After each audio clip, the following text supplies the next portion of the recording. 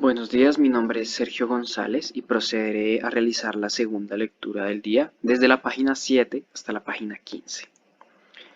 La pregunta. Este libro es una larga reflexión sobre una sola pregunta. ¿Encarna el mundo ideas bellas? Nuestra pregunta puede parecer extraña. Las ideas son una cosa, los cuerpos físicos otra muy distinta. ¿Qué quiere decir encarnar una idea? Encarnar ideas es lo que hacen los artistas, partiendo de ideas visionarias. Los artistas producen objetos físicos o productos cuasi físicos como partituras que se convierten en sonido. Nuestra pregunta bella entonces es parecida a esta. ¿Es el mundo una obra de arte? Planteada de esta forma, nuestra pregunta conduce a otras. Si tiene sentido considerar el mundo como una obra de arte, ¿es una obra de arte lograda? ¿Es el mundo físico considerado como una obra de arte bello? Para conocer el mundo físico recurrimos al trabajo de los científicos, pero si queremos hacer justicia a nuestras preguntas, debemos reclutar también las percepciones y las contribuciones de los artistas dispuestos a ayudarnos. Cosmología espiritual. Nuestra pregunta es muy natural en el contexto de la cosmología espiritual.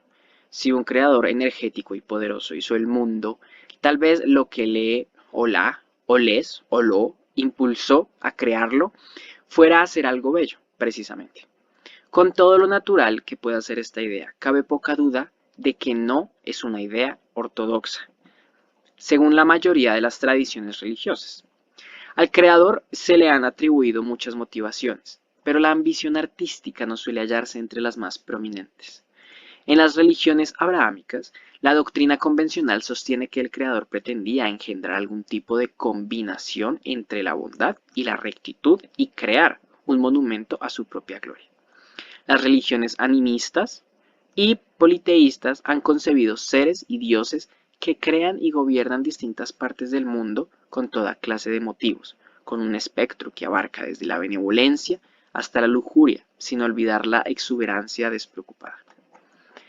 En un plano de mayor altura teológica, se dice a veces que las motivaciones del Creador son tan formidables que los finitos intelectos humanos no pueden esperar comprenderlos. En vez de eso, se nos dan revelaciones parciales que debemos creer, no analizar, o alternativamente, Dios es amor. Ninguna de estas ortodoxias contradictorias ofrece razones acuciantes para esperar que el mundo encarne ideas bellas, ni insinúan que debamos esforzarnos por hallar esas ideas. La belleza puede formar parte de su narración cósmica, pero suele relegarse a un papel marginal, no al corazón del asunto. Muchos espíritus creativos, sin embargo, se han inspirado en la idea de que el creador podría ser, entre otras cosas, un artista cuyas motivaciones estéticas podemos apreciar y compartir, o incluso, ya en una especulación audaz, que el creador sea, ante todo, un artista creativo. Estos espíritus se han implicado en nuestra pregunta, de maneras diversas y evolutivas a lo largo de muchos siglos. Inspirados por ella, han generado una filosofía profunda, una gran ciencia, una literatura cautivadora y una imaginería impresionante. Algunos han producido trabajos que combinan varios, si no todos, de esos rasgos. Esos trabajos conforman una veta de oro que recorre oculta nuestra civilización. Galileo Galilei hizo de la belleza del mundo físico un punto central de su propia fe profunda y se lo recomendó a todos. La grandeza y la gloria de Dios brillan maravillosamente en todos sus trabajos y pueden leerse sobre todo en el libro abierto de los cielos. Como también hicieron Johannes Kepler, Isaac Newton y James Clerk Maxwell. Para todos estos buscadores, encontrar la belleza encarnada en el mundo físico reflejando la gloria de Dios era el objetivo de su búsqueda. Inspiró su trabajo y santificó su curiosidad, y con sus descubrimientos su fe resultó recompensada. Aunque nuestra pregunta encuentra apoyo en la cosmología espiritual, también se sostiene por sí misma. Y por más que su respuesta positiva pueda inspirar una interpretación espiritual, no requiere ninguna. Volveremos a estos pensamientos hacia el final de nuestra reflexión, cuando estemos mucho mejor preparados para evaluarlos. Entre tanto, el mundo puede hablar por sí mismo. Aventuras heroicas. Así como el arte tiene una historia con criterios en desarrollo, asimismo la tiene el concepto del mundo como obra de arte. En la historia del arte estamos acostumbrados a la idea de que los viejos estilos no están meramente obsoletos, sino que pueden seguir disfrutándose por sí mismos y también ofrecer un contexto importante para los avances posteriores. Aunque esa idea resulta mucho menos familiar en ciencia, y aunque en ciencia está sujeta a limitaciones importantes, el enfoque histórico de nuestra pregunta ofrece muchas ventajas. Nos permite, de hecho nos fuerza, a proceder de las ideas más simples a las más complejas, al mismo tiempo explorando cómo los grandes pensadores lucharon y a menudo se perdieron. Ganamos perspectiva sobre la extrañeza inicial de unas ideas que se han vuelto por la familiaridad demasiado obvias y cómodas. Y por último, pero de ningún modo menos importante, los humanos estamos especialmente adaptados a pensar de modo argumental y narrativo, a asociar ideas con nombre y caras y a encontrar persuasivos los cuentos sobre conflictos y su resolución. Incluso cuando esos conflictos son de ideas y no se derrama sangre. En realidad, se derrama poca. Por estas razones, cantaremos para empezar canciones de héroes.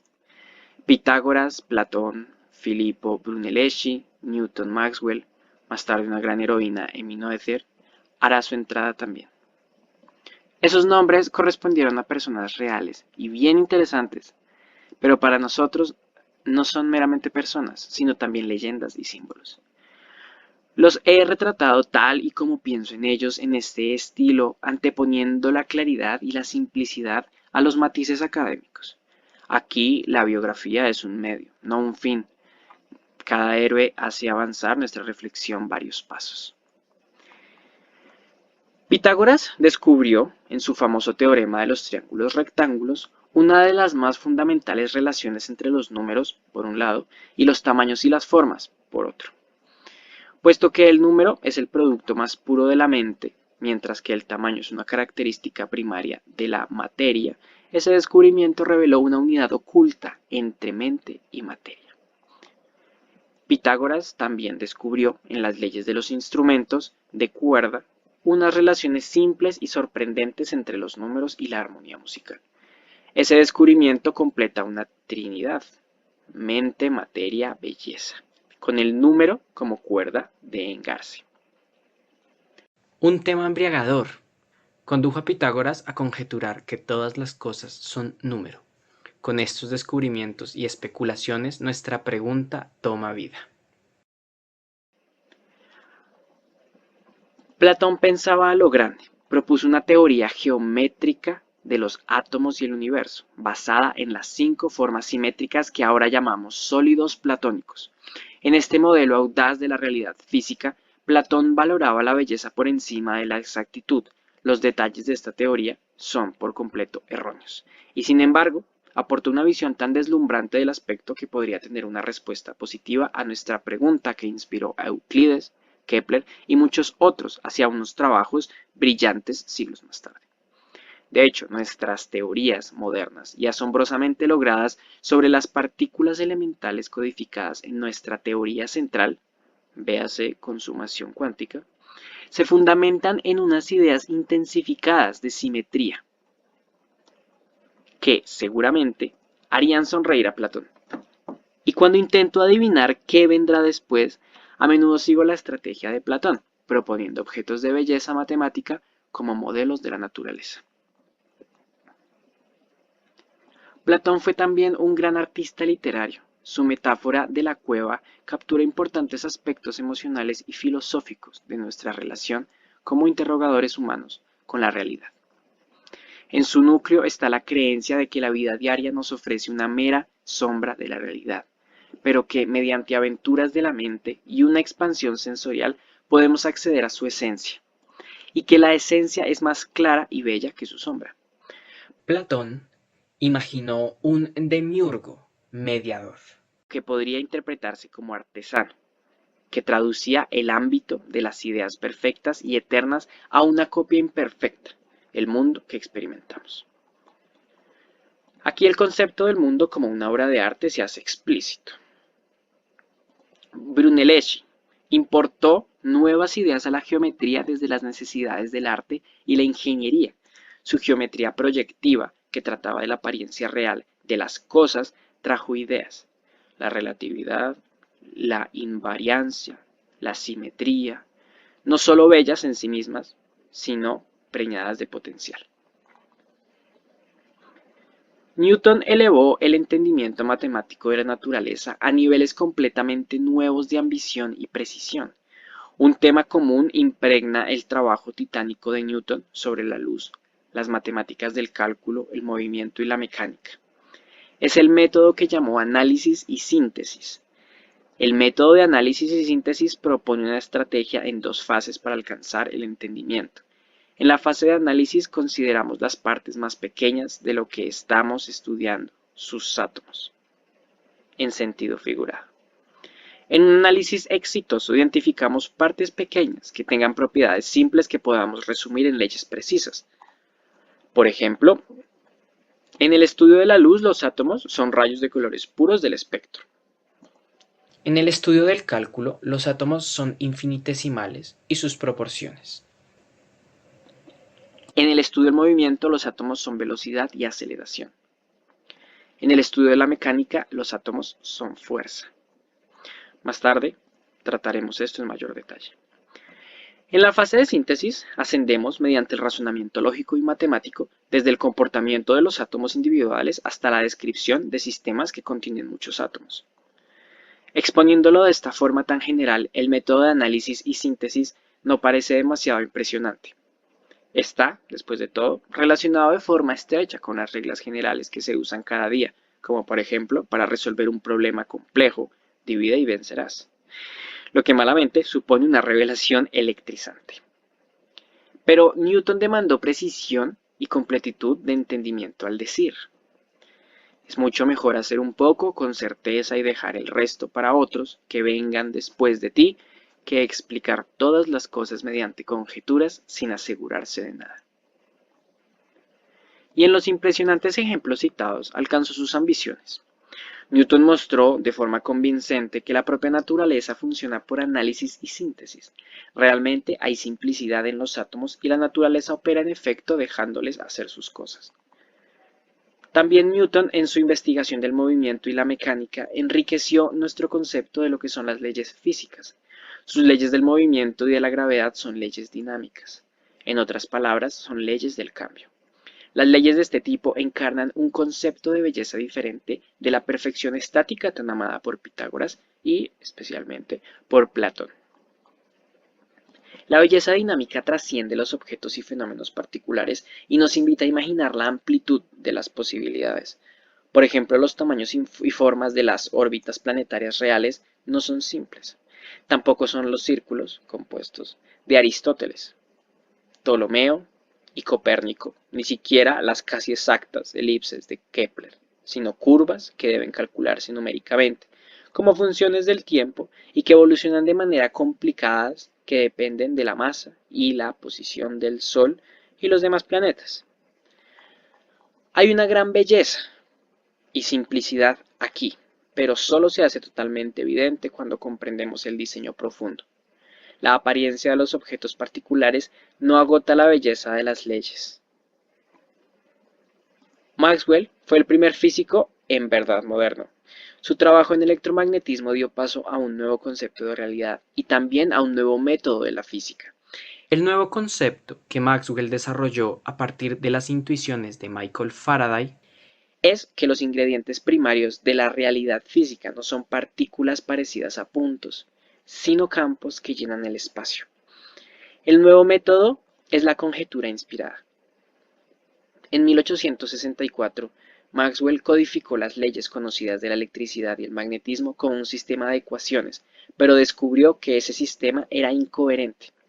Como Platón, que metió con calzador 5 sólidos perfectos en 4 elementos más el universo, Maxwell no se rindió. Vio que añadiendo un nuevo término podía hacer que las ecuaciones parecieran más simétricas y a la vez hacerlas matemáticamente coherentes. El sistema resultante, conocido como las ecuaciones de Maxwell, No solo unificó la electricidad y el magnetismo, sino que derivó la luz como una consecuencia, y ha sobrevivido hasta nuestros días como un firme fundamento de esas disciplinas. ¿En qué se inspira la conjetura inspirada de los físicos? La coherencia lógica es necesaria, pero apenas suficiente. Más bien fueron la belleza y la simetría las que guiaron a Maxwell y sus seguidores, es decir, a todos los físicos modernos, a acercarse a la verdad, como veremos. También Maxwell, en su trabajo sobre la percepción del color, descubrió que la cueva metafórica de Platón refleja algo muy real y específico, lo insignificante de nuestra experiencia sensorial en comparación con la realidad disponible. Y su trabajo, al clarificar los límites de la percepción, nos permite trascender esos límites. Porque el instrumento definitivo para realzar los sentidos es una mente inquisitiva. Consumación cuántica. El definitivo sí, en respuesta a nuestra pregunta, no llegó hasta el siglo XX, con el desarrollo de la teoría cuántica. La revolución cuántica nos hizo esta revelación. Al fin hemos aprendido qué es la materia. Las ecuaciones necesarias son parte de la estructura teórica denominada a menudo modelo estándar. Ese nombre soporífero difícilmente puede hacer justicia al logro. Y aquí voy a continuar mi campaña que empecé en la levedad del ser para reemplazarlo por algo más adecuadamente impotente. Modelo estándar se reemplazaría por teoría central. Este cambio está más que justificado porque 1. Modelo connota una chapuza provisional desechable, en espera de ser reemplazado por la cosa de verdad. Pero la teoría central ya es una representación precisa de la realidad física que cualquier futura e hipotética cosa de verdad deberá tener en cuenta. 2. Estándar. Connota convencional e insinúa que hay otra sabiduría superior. Pero no hay ninguna sabiduría superior disponible. De hecho, yo creo, y montañas de evidencias lo avalan, que aunque la teoría central será suplementada, su núcleo persistirá. La teoría central encarna ideas bellas. Las ecuaciones de los átomos y la luz son casi literalmente las mismas que gobiernan los instrumentos musicales y el sonido. Un puñado de diseños elegantes sostienen la exuberante construcción de la naturaleza desde piezas simples del mundo material. Nuestras teorías centrales de las cuatro fuerzas de la naturaleza, gravedad, electromagnetismo y las fuerzas nucleares fuerte y débil, encarnan en su médula un principio común, simetría local. Como leerás más tarde, este principio consuma y a la vez trasciende los anhelos de Pitágoras y Platón por la armonía y la pureza conceptual. Y como se verá más tarde, este principio desarrolla y a la vez trasciende la geometría artística de Brunelleschi y los brillantes descubrimientos de Newton y Maxwell sobre la naturaleza del color. La teoría central completa en la práctica el análisis de la materia. Usándola podemos deducir qué clases de núcleos atómicos, de átomos, de moléculas y de estrellas existen. Y podemos orquestar de manera fiable el comportamiento de grandes ensamblajes de estos elementos para hacer transistores, láseres o grandes colisionadores de hadrones. Las ecuaciones de la teoría central se han puesto a prueba con mucha más precisión y bajo unas condiciones mucho más extremas de lo que se requiere para sus aplicaciones en química, biología, ingeniería o astrofísica. Aunque por supuesto hay muchas cosas que no entendemos, mencionaré algunas importantes en un momento. Sí que entendemos la materia de la que estamos hechos y que encontramos en la vida normal, incluso si somos químicos, ingenieros o astrofísicos. Pese a sus abrumadoras virtudes, la teoría central es imperfecta.